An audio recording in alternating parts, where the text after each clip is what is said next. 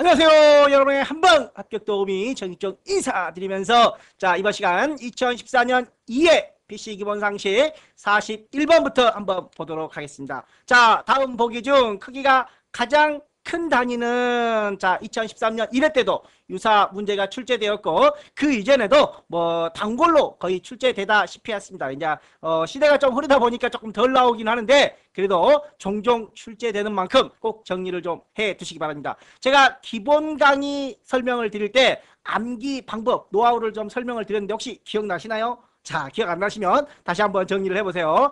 비니 봐, 밖에 비가 오니 비니 봐. 와, 비가 많이 오나요? 아니, 비는 안 오고 필레파데이, 필레파. 무슨 조폭들 있죠? 막가파 말고 필레파, 담배를 필레파 그런 것도 있겠네요. 자, 필레파데이 이렇게 비니 봐. 와, 필레파데이 이렇게 암기하라고 했던 거 기억하시겠죠? 이제 잘 정리를 좀 해두십시오. 썰렁하지만 자, 아무튼 크기가 가장 큰 거 바이트가 제일 작고 워드, 필드, 레코드 가장 큰 건 그래서 3번이 정답이 되겠습니다.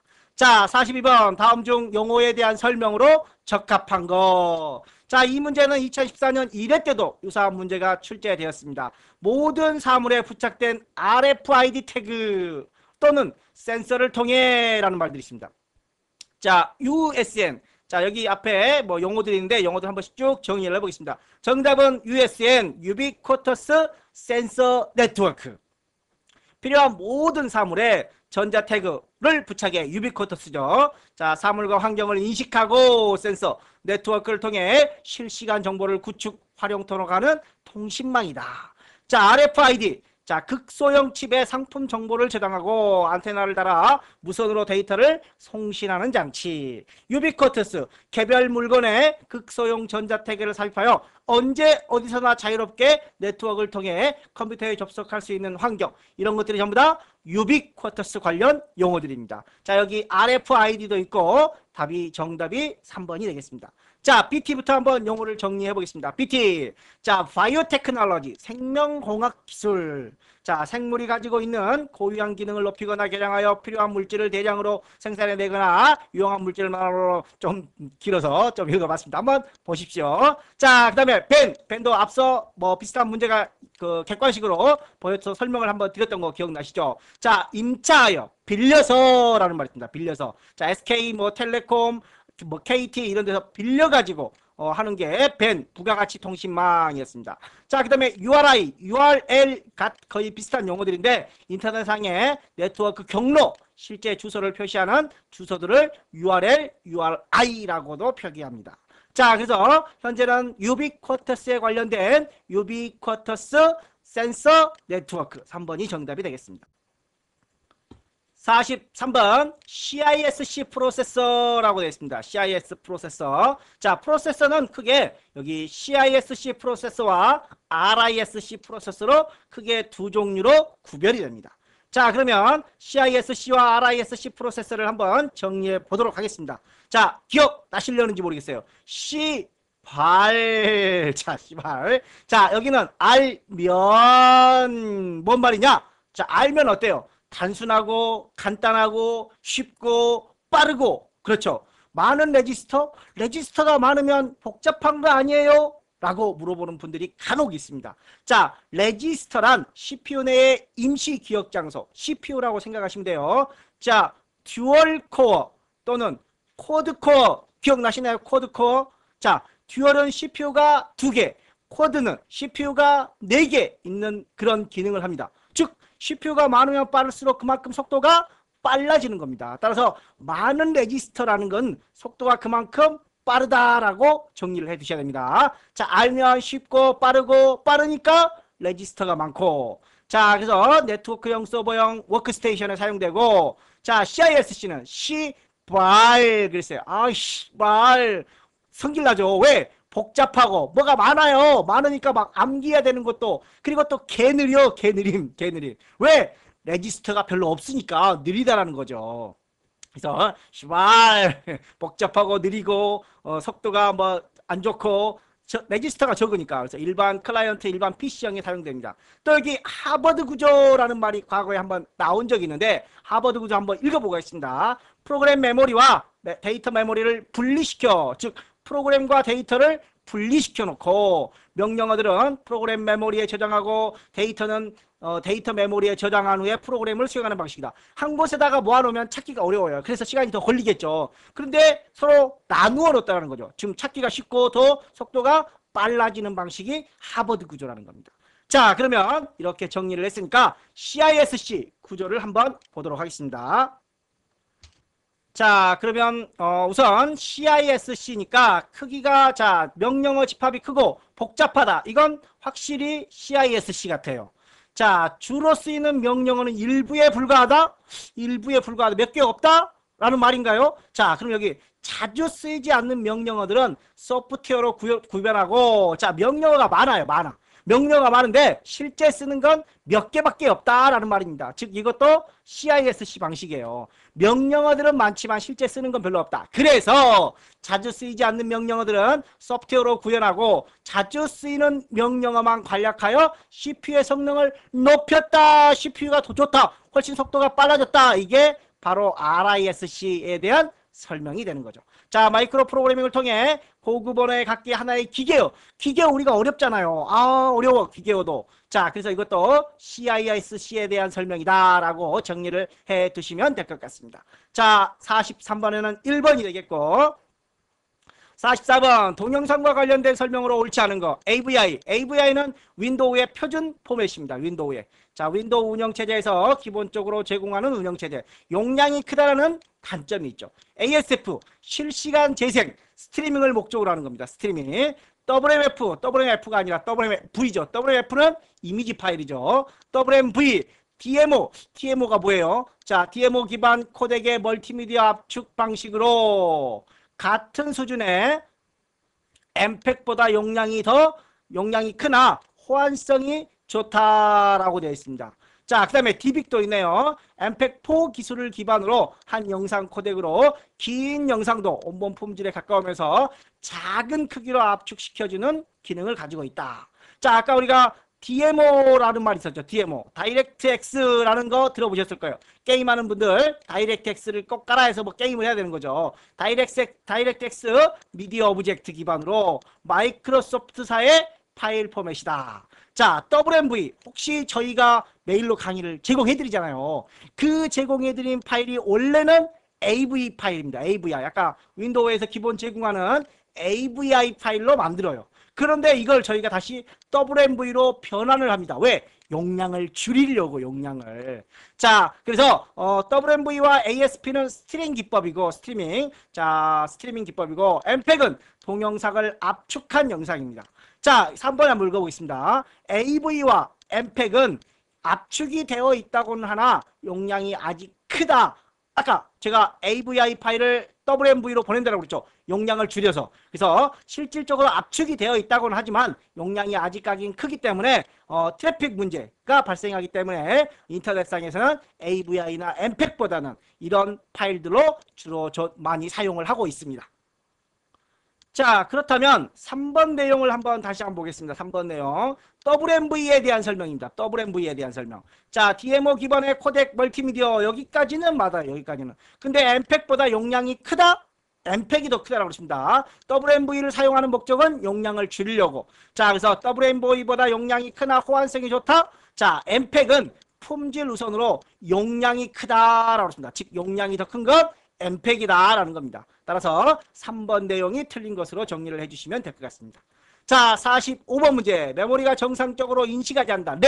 램이 인식을 하지 않아요. 자, 램을 하다 꼈는데 인식을 하지 않습니다. 자, 소켓, 램에 소켓이 있어요.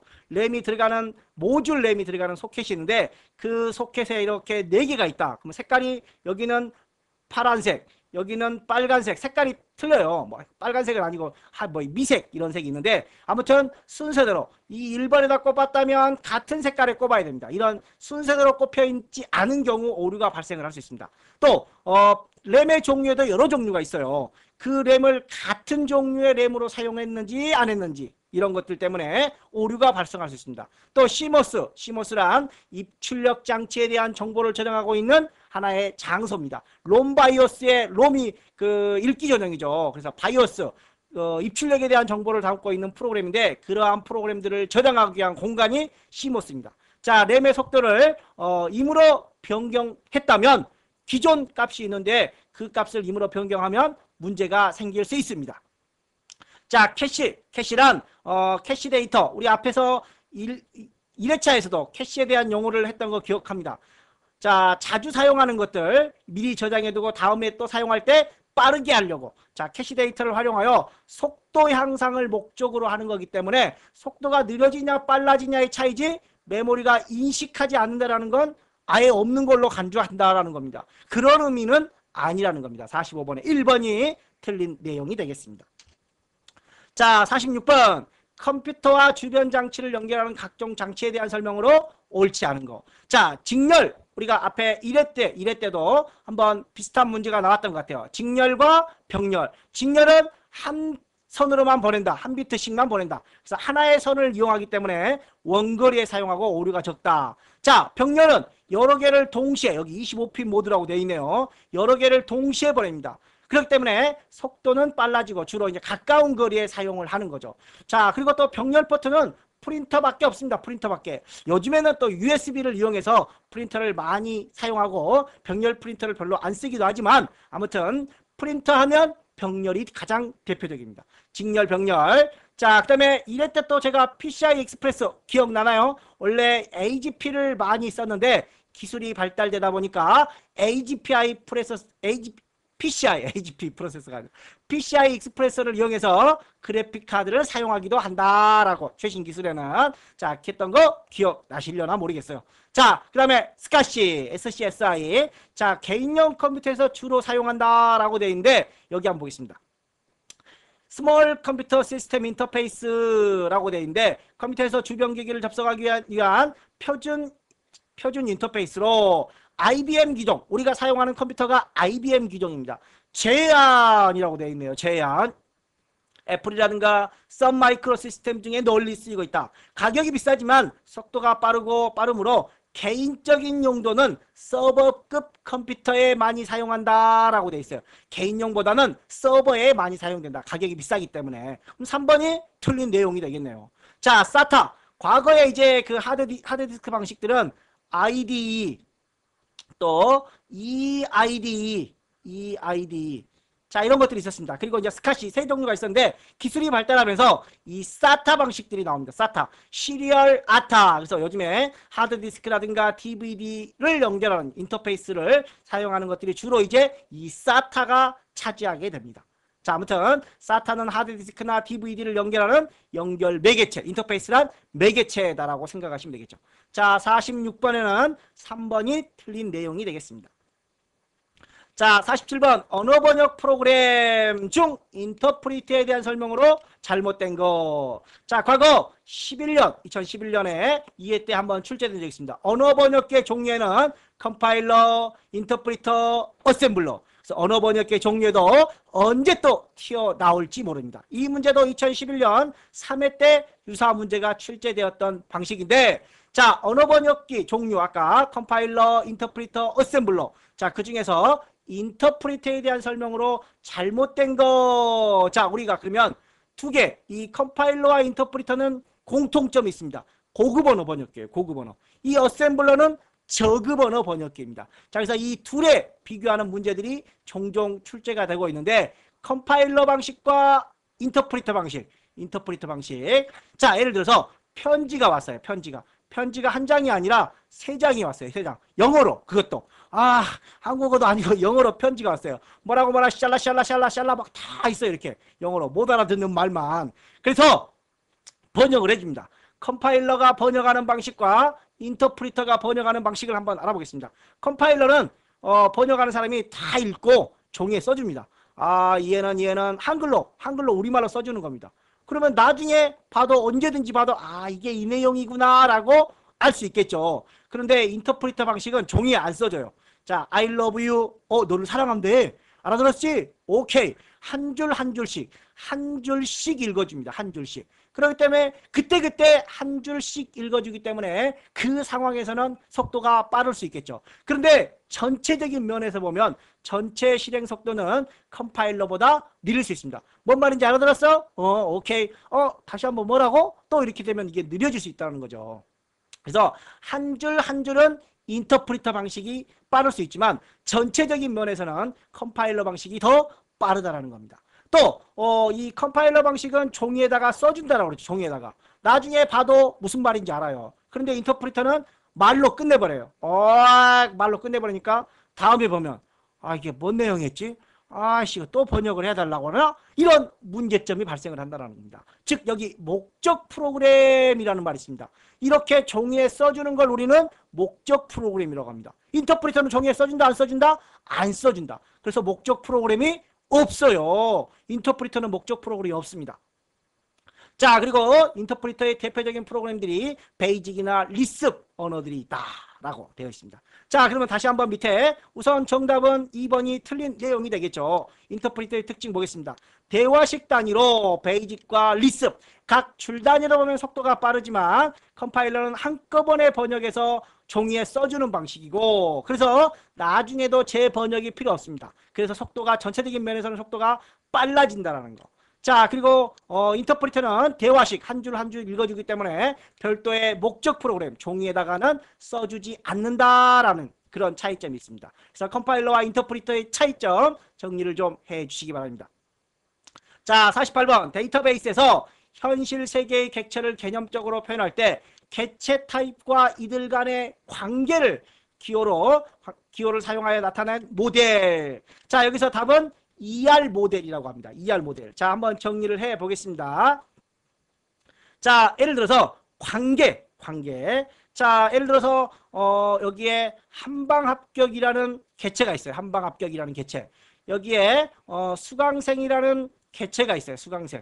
자, 한방합격에 뭐 과목들이 여러 개 있겠죠. 과목들이 여러 개 있겠습니다. 자, 수강생도 뭐 각각의 뭐 아이디도 있을 거고 뭐 주민번호도 있을 거고 이름도 있을 거고 여러 개가 있을 겁니다. 자, 이렇게 한방이라는 개체와 수강생이라는 개체가 관계를 맺습니다. 한방은 1이죠. 한방은 한 명밖에 없어요. 저기 쪽 한 명밖에 없습니다. 자, 그런데 수강생은 얼마나 많겠죠. 수강생은 많습니다. 그래서 이런 관계, 이 마름모로 관계를 표시합니다. 관계. 자, 개체 타입. 그리고 이제 이 속성이라고 하는 거는 여기에 뭐 여러 가지 뭐 과목도 있고 뭐 정의점에 대한 정보도 있고 여러 가지 각각의 정보들이 있습니다. 자, 그래서 그 정보들 간에 이런 선으로 연결을 시켜준다. 관계를 연결을 시켜줍니다. 이런 걸 우리는 개체 관계 모델, 신유형으로 분류할 수 있습니다. 비슷한 문제가 출제되긴 했지만 이런 문제 형태로는 신유형으로 구별할 수 있습니다. 그래서 개체 타입들 간의 관계, 이런 사각형, 원형 이런 것들도 시험에 나온 적 있습니다. 자, 그래서 사각형을 개체라고 하고 원을 속성이라고 하고 속성 중에서 가장 기본이 되는 우리 주민번호, 아이디 이런 것들이 기본이 되겠죠. 자, 관계, 마름모, 선, 링크 이런 것들이 있습니다. 자, 그리고 데이터베이스의 설계 과정도 한번 혹시 모르니까 정리를 좀 해주십시오. 가장 중요한 거 이 세 개만 알면 됩니다. 자, 우리 사람 혼내면 막 눈물 흘리죠. 눈물. 개도 눈물을 흘리나요? 막 뭐라고 그러면 개도 눈물을 흘린대요. 그래서 개, 눈, 물. 논인데요? 에이, 따지지 마시고 슈팔로미. 자, 개, 눈, 물. 이렇게 데이터베이스 설계 과정을 정리를 해주시기 바랍니다. 자, 개, 눈물 이렇게만 하시면 돼요. 자, 그 중에서 이제 이 ER 모델은 개념적 설계 단계에서 사용을 하기도 합니다. 자, 49번 그래픽 데이터를 표시하는 방식 중 벡터. 자, 이미지에는 크게 벡터와 뭐가 있죠? 벡터와 비트맵이 있습니다. 벡터와 비트맵. 자, 비트맵에는 우리가 암기하는 방법 또 알려드린 거 있었죠? 제비, 제비피. 흥부와 놀부에서 놀부가 제비 다리를 확 분질러 버렸죠. 그래서 제비 다리에서 피가 흘러요. 제비피지. 어떻게 이렇게 암기하는 방법이 TIFF. 팁이에요, 팁. 자, 비트맵을 암기하는 팁으로 제가 제비피지를 알려드렸습니다. 자, 이런 것들이 비트맵 이미지입니다. 벡터는 자, 뭐 CDR, 그 다음에 또 AI가 있습니다. 그 다음에 WMF 이런 이미지들도 있습니다. WMF. 자, 이런 것들이 벡터 이미지입니다. 벡터는 확대를 해도 이미지가 절대 깨지지 않습니다. 그런데 비트맵은 확대를 하면 이미지가 깨지는 현상이 발생을 합니다. 자, 그래서 이 벡터는 주로 선으로 그립니다. 직선과 곡선으로. 자, 그런데 이 비트맵은 점으로 이루어집니다. 점이 많으면 많을수록 해상도가 높아지는 거죠. 그래서 이 해상도는 비트맵에 관련된 용어입니다. 자, 그래서 벡터에 대한 설명으로 옳지 않은 것은 1번이 되겠습니다. 자, 50번 진행해 보겠습니다. 자, 네트워크를 연결하는 방식과 컴퓨터의 역할에 따라 통신망 연결 형태가 결정된다. 피어투피어라고 되어 있습니다. 피어투피어란 P2P, 여러분들 P2P 많이 들어보셨죠? 자, 이렇게 개인 대 개인끼리 연결이 되어 있습니다. 이렇게. 자, 링형으로 볼 수도 있겠죠. 링형. 자, 이렇게. 자, 서로 이웃하는 애들끼리 주고받습니다. 이렇게 주고받습니다. 자, 여기서 이쪽으로 보내면 얘가 보내주는 거니까 서버가 되겠죠. 이쪽은 그러면 클라이언트가 되는 겁니다. 다시 이제 얘가 얘한테 보내주면 얘는 서버가 되고 얘는 클라이언트가 됩니다. 다시 보낼 때는 얘가 서버고 얘가 클라이언트입니다. 즉 피어투피어는 언제든지 서버와 클라이언트 관계가 바뀔 수 있습니다. 자, 그래서 컴퓨터와 컴퓨터 간에 동등한, 얘가 보내주면 얘가 서버가 되는 거죠. 그래서 동등한 연결 방식이 피어투피어 방식입니다. 자, 그리고 각각의 컴퓨터는 클라이언트인 동시에 서버가 될 수 있다. 자, 그 다음에 워크스테이션이나 PC를 단말기로 사용하는 작은 네트워크 규모에 많이 사용된다. 자, 그런데 이렇게 연결해주다 보니까 주기에는 좋아요. 주기에는. 그런데 보안상에 문제가 생길 수 있다는 겁니다. 보안상에. 자, 그래서 4번 유지보수가 쉬우며 보안이 우수하고 데이터의 양이 많은 경우에 이때는 피어투피어보다는 포인트-투-포인트 방식을 이용하는 게 더 좋다라는 겁니다. 그래서 4번은 피어투피어가 아니라 포인트-투-포인트 방식에 대한 설명이 되겠습니다. 자, 51번부터 한번 보도록 하겠습니다. 51번 다음 중 전자우편에서 사용하지 않는 프로토콜. 자, 전자우편 메일이죠. 메일. 자, 우리가 그 메일을 보낼 때 사용되는 프로토콜이 총 4가지가 있습니다. SMTP는 메일을 보낼 때, 자, 신유형으로 구별되어 있죠. 컴퓨터 활용 능력 같은 경우에는 뭐 단골인데 워드 쪽에서는 이제 신유형으로 이제 막 나오기 시작하는 것 같습니다. 앞으로도 계속 나올 수 있는 문제인 만큼 꼭 정리를 좀 해주시기 바랍니다. 자, SMTP는 메일을 송신할 때 쓰는 겁니다. 자, 메일을 보낼 때는 2가지가, 보내는 거죠. 송신이 보내는 거고, 수신은 받는 겁니다. 메일을 받을 때는 팝과 아이맵 2가지를 씁니다. 과거에 이 아이맵을 썼지만 최근에는 거의 아이맵을 쓰지 않습니다. 왜? 자, 과거에는 하드디스크 용량이 좀 부족해서 메일을 제목만 먼저 가져옵니다. 제목만. 그래서 제목만 보고 필요 없는 거면은 하드디스크 용량이 딸리니까, 자, 제목만 보고 필요 없으면 삭제시켜버리는 거예요. 그리고 제목 보고 나서 이거 내가 봐야 될 거다라고 하면 더블 클릭하면 그때서야 내용이 수신됩니다. 자, 그래서 우선 제목만 먼저 수신하고 나중에 내용을 가져오는 방식입니다. 용량이 부족하기 때문에. 그런데 요즘에는 용량이 부족할 리가 없습니다. 그래서 제목과 내용을 한꺼번에 가져오는 팝을 주로 씁니다. 자, 그래서 메일을 보내는 SMTP와 메일을 받는 팝3와 아이맵이 있습니다. 팝이 주로 많이 쓰인다는 거죠. 자, 그리고 우리 문자 보낼 때 SMS 문자 보내죠. SMS가 숏 메시지입니다. 간단한 메시지. 그러면 MMS는 뭐예요? MMS? 멀티. 여러 가지, 다양한 멀티 메시지를 보낼 수 있는 겁니다. 즉, 메시지를 보낼 때, 전자우편 보낼 때 이런 것들은 간단한 메시지 위주로 보내줍니다. 그런데 멀티미디어를 포함한 전자우편을 주고받을 때는 마임 프로토콜을 사용합니다. 마임. 자, 그래서 SMTP, 팝, 아이맵, 마임 이런 것들이 전자우편에 관련된 프로토콜이라는 거. 자, ICMP는 여기 나와 있습니다. 인터넷 컨트롤 메시지 프로토콜. 그래가지고 메시지를 제어하고 알려주는 프로토콜. 누구와? 서버와 게이트웨이 사이에서. 자, 이렇게 한번 여기에 대한 내용은 크게 나오지 않은 것 같아요. ICMP가 있다는 정도만 알고 뭐 사용하시면 돼요. 특히 얘는 이제 네트워크 계층에서 사용하는 프로토콜인데 뭐 아무튼 전자우편에 관련된 프로토콜만 잘 정리를 좀 해주시기 바랍니다. 자, 52번 문제. 네트워크 장치에 대한 설명으로 적당하지 않은 거. 자, 네트워크 장치에는 라우터, 브릿지, 리피터 이 세 개가 주류를 이루고 있는데, 자, 먼저 라우터 보시면 라우터 여러 가지 길이 있습니다. 우리가 서울을 갈 때, 뭐 부산 서울을 갈 때 가장 효과적인 방법. 자, 그래서 가장 효율적인, 가장 빠른 경로를 찾아주는 게 라우터입니다. 라우터. 이 라우터는 네트워크 계층에 있습니다. OSI 7계층 중 네트워크 계층에 있습니다. 자, 브릿지. 브릿지는 길을 하나, 다리죠, 다리. 다리를 하나 만들어주는 겁니다. 자, 근거리 통신망을 서로 연결해주는 장치입니다. 연결해주는 장치. 자, 그런데 여기 경로? 라우터 아닌가요? 라고 생각할 수 있는데, 간단한 경로. 또 이 브릿지는 간단한 경로뿐만 아니라 간단한 리피터. 간단한 리피터의 그 리피터가 신호를 증폭해줍니다. 신호를 증폭. 자, 이 간단한 리피터의 기능도 가지고 있어요. 브릿지가.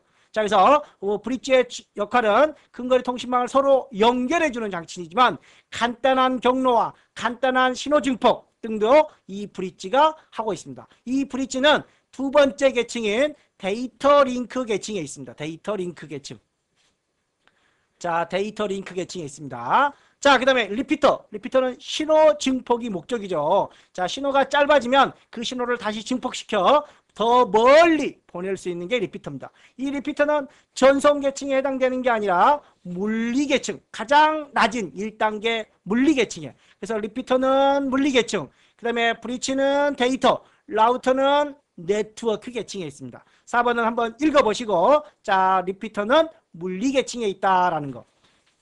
자, 이 문제도 신유형으로 분류가 되고 있습니다. 자, 밑에 한번 보겠습니다. 자, OSI 7계층. 물리, 데이터, 네트워크, 전송, 세션, 표현, 응용 계층이 이렇게 있습니다. 자, 이 전송 계층을 중심으로 여기까지가 하위 계층입니다. 하위 계층. 자, 이 위쪽이 상위 계층입니다. 그래서 가장 낮은 단계가 물리입니다. 물대내 이렇게 기억했던 거 기억나나요?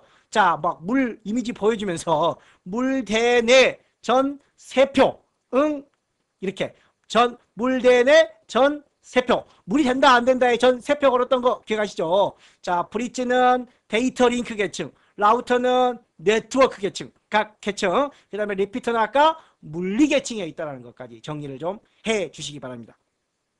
자, 53번 바이러스에 대한 설명으로 거리가 먼 거. 네트워크를 통해 바이러스에 감염될 수 있으므로 공유 폴더를 철저히 한다. 공유 폴더 관리를 철저히 한다. 주로 이제 공유를 통해서 많은 바이러스들이 걸리기도 합니다. 그래서 공유 폴더를 잘 관리해야 돼요. 일반 문서는 바이러스가 감염되지 않고 실행 파일에만 바이러스가 걸린다. 자, 바이러스의 종류부터 한번 봐볼까요? 부트 바이러스. 컴퓨터가 부팅, 켜질 때 문제가 되는 바이러스를 부트 바이러스라고 합니다. 그 다음에 실행 파일에 주로 걸리는 파일 바이러스. 그 다음에 매크로 바이러스라고 있는데 워드나 엑셀 문서에 주로 감염되는 매크로 바이러스가 있습니다. 따라서 일반 문서에는 걸리지 않는다. 워드나 엑셀 같은 문서에도 매크로 바이러스가 걸린다라는 겁니다. 2번이 그래서 틀린 거가 되겠죠. 하드웨어 성능에 영향을 줄 수 있고 첨부 파일을 통해서도 바이러스가 감염될 수 있으니까 모르는 사람한테 메일이 오면 열어보지 말아라 라고 했던 것들도 기억을 하실 겁니다. 자, 53번에는 2번이 틀린 내용이 되겠습니다. 자, 54번 다음 아래에서 설명하는 멀티미디어 파일 형식으로 짝지어진 거. 자, 레스터라는 말이 있습니다. 레스터. 자, 이 레스터가 비트맵이에요. 비트맵. 자, 앞서 우리가 51번인가요? 50번에선가 이미지 설명했었죠. 제비다리 확 부러뜨리는 놀부가 어떻게 했어요? 제비다리를 확 부러뜨리니까 피가 나온다. 자, TIFF 이미지입니다. 이미지. 자, 팁 여기 있죠. 자, 팁으로. 그래서 비트맵 이미지를 암기하는 팁으로 JPG,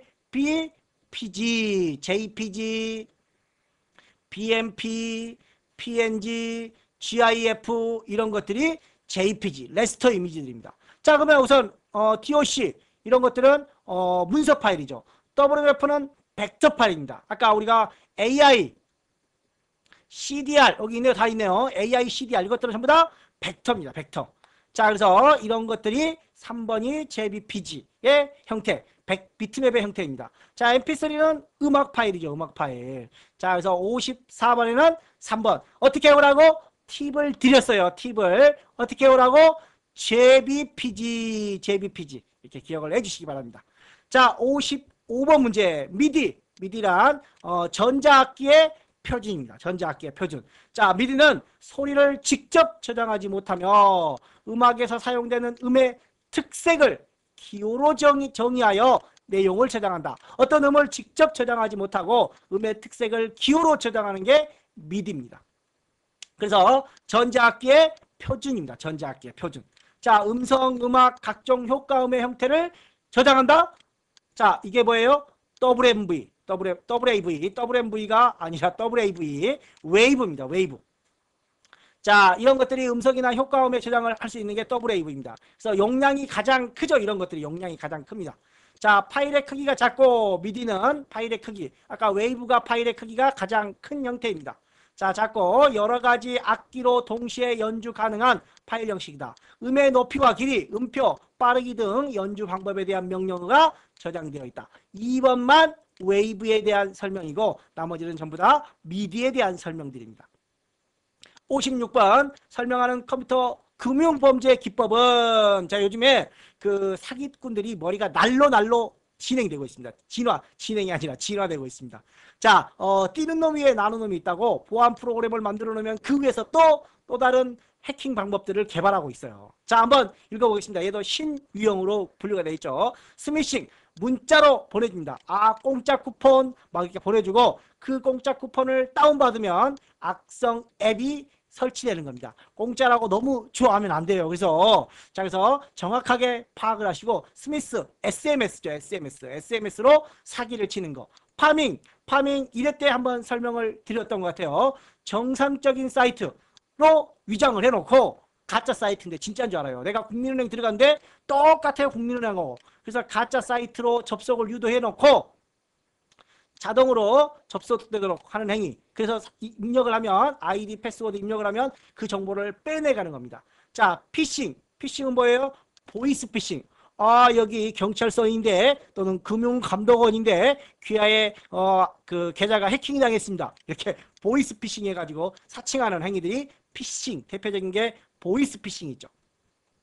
자, 여기 한번 보겠습니다. 피해자 PC에 악성 코드가 감염됩니다. 정상적인 인터넷 뱅킹 절차로 앞에 2자리, 뒤에 2자리 입력하라고 나오죠. 앞에 2자리, 뒤에 2자리 입력을 합니다. 그리고 이체를 클릭하면 오류가 발생을 해요. 한 번쯤이야 사람들이 순간 내가 뭘 잘못 입력했나? 라고 생각을 할 수 있어요. 그래서 또 입력합니다.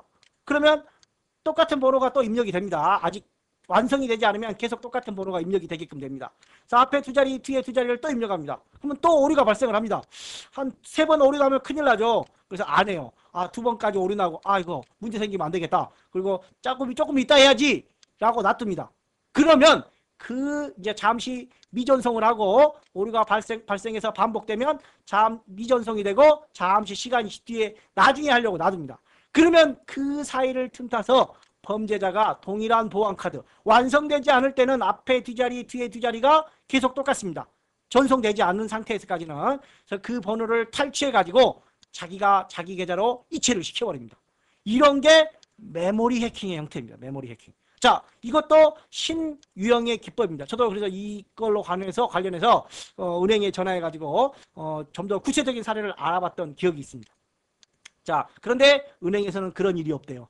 이것들을 좀 더 널리 알려서 피해를 줄이려고 해야지 숨기기에 급급해요. 숨기기에. 자, 아무튼 메모리 해킹 형태 잘 정리를 좀 해주시기 바랍니다. 자, 그 다음에 57번 문제로 가보겠습니다. 57번 문제. 자, 다음 중 전송할 데이터의 양과 메모리 사용이 회선량이 많을 때 앞에 아까 우리가 50번 문제에서 한번 봤었나요?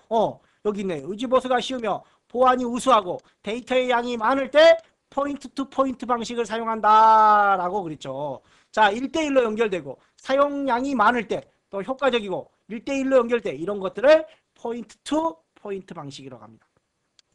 자, 메인 프레임 방식 여기 있고 클라이언트 방식, 그 다음에 아까 우리가 51번에 풀었던 피어 투 피어 동배간 같은 레벨이다라는 말입니다. 같은 레벨이다. 컴퓨터와 컴퓨터를 직접 연결해 서버 없이도 사용자 간 파일을 공유할 수 있는 경우로 동등한 관계를 가지면서 자원 공유가 가능하지만 보안에 취약하다라는 피어투피어를 앞서 우리가 문제를 풀어봤습니다. 57번에는 2번이 정답이 되겠습니다. 자, 58번 문제도 신유형 문제로 분류가 되었습니다. 다음 중 각 시스템마다 매번 인증 절차를 밟지 않고 한 번의 로그인으로 기업 내 각종, 우리가 네이버 아이디 틀리고 다음 아이디 틀리고 아이디가 다 틀려요. 그래서 막 메모에다가 어디다가 수첩에다 적어놓지 않으면 헷갈리죠. 그래서 기업 내부에서 이런 문제점들을 해결하기 위하여 인터넷에 한 아이디로 인터넷에 접속을 해서 자, 하나의 아이디로 여러 사이트를 이용할 수 있는 거를 싱글 사인온 SSO라고 합니다. SSO. 와이브로 우리가 1회 때 봤었죠. 와이브로는 자동차 등 교통수단을 이용해 빠르게 움직이는 차 안에서도 인터넷을 이용할 수 있는 걸 와이브로라고 합니다. 자, 그 다음에 OSS, 오픈소스 소프트웨어, 오픈 소프트웨어라고 합니다. 오픈 소프트웨어. 무료가 아니라 소스까지 무료예요. 소스까지. 주로 이제 리눅스 같은 프로그램들이 오픈 소프트웨어에 해당됩니다. 자, 소프트웨어 소스까지 어떻게 만들어져 있는지 그 안에 내용까지 공개가 되다 보니까 그 내용을 새로 바꿔서 나만의 소프트웨어를 또 만들 수 있습니다. 자, OSS, CGI는 뭐 클라이언트가 아닌 서버 측에서 작동하는 웹 프로그램 중에 하나입니다. 자, 그래서 이 OSSA, 와이브로는 우리가 앞에서 봤으니까 SSO 이런 유형들도 새로운 용어들이니까 꼭 정리를 좀 해 주시기 바랍니다. 자, 59번 문제. 복잡한 여러 기종의 컴퓨팅 환경에서 자, 종류가 여러 종류의 컴퓨터가 그래서 응용 프로그램도 다르고 운영 체제도 다르고 그래서 이런 차이를 보완해주고 서버와 클라이언트 중간에 연결해주는 프로그램을 우리는 미들웨어라고 합니다. 미들웨어. 자, 분산 컴퓨팅 여러 서로 나누어서 작업을 하게 되는 거죠. 그러다 보니까 기종도 다르고 프로토콜 환경도 다르고 응용 프로그램도 다르고 자, 이런 환경 간에 원만한 통신이 이루어지도록 하는 소프트웨어를 미들웨어라고 합니다. 자, 펌웨어 하드웨어와 소프트웨어 중간 형태로 롬에 저장되어 있는 하드웨어를 제어하는 마이크로 프로그램. 주로 이제 그 바이오스, 앞에서도 우리가 바이오스 봤었죠. 롬에 들어있는 바이오스.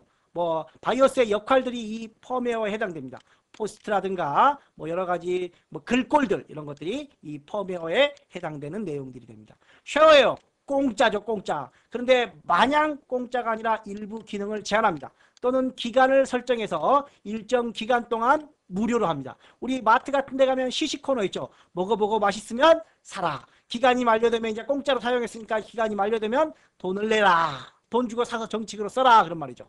자, 내그웨어. 자, 30일 동안 무료로 쓸 수 있습니다. 쉐어웨어는 보통. 그런데 30일 지나면 29일, 28일, 10일, 9일. 왜 알려줘요, 이거를? 야, 기간 얼마 안 남았으니까 기간 지나면 빨리 돈 내야 된다. 이제 10일 남았다. 9일 남았다. 여러분들 PC방 가면은 한 10분, 5분 전쯤에 시간 알려주죠. 5분 남았습니다. 10분 남았습니다. 사용자한테 빨리 돈 집어넣어라. 그게 내그웨어예요. 내그웨어. 사용자에게 주기적으로 알립니다. 10일 남았습니다. 9일 남았습니다. 그래서 연상시키는 일종의 쉐어웨어 프로그램의 한 종류입니다.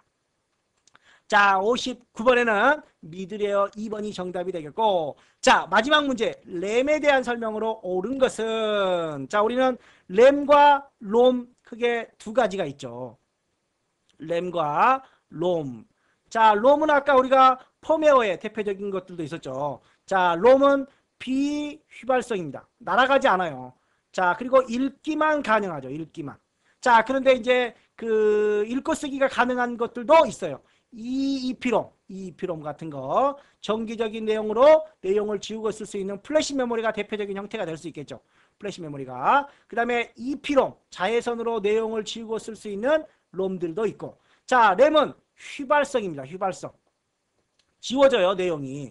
자, 전원이 꺼져도 기억된 내용이 사라지지 않는 비휘발성이다. 이건 램에 대한 설명이 아니라 롬에 대한 설명. 옳은 거니까 1번은 틀린 거가 되겠죠. 자, 또 램은 D램과 S램으로 나눠집니다. S램.